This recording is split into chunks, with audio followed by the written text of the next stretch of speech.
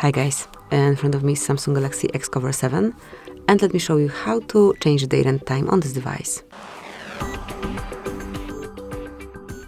First of all, open the settings, then find and select General Management, go to Date and Time, and here once automatic date and time is active, you have to, let me just cancel it, you have to switch it off and now set date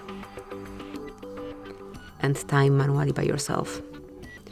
This panel also allows you to activate automatic time zone if you want to, and then switch the time format. Also, just by tapping you can use 24 or 12-hour format clock. So this is it. Thank you for watching. Please subscribe our channel and leave the thumbs up.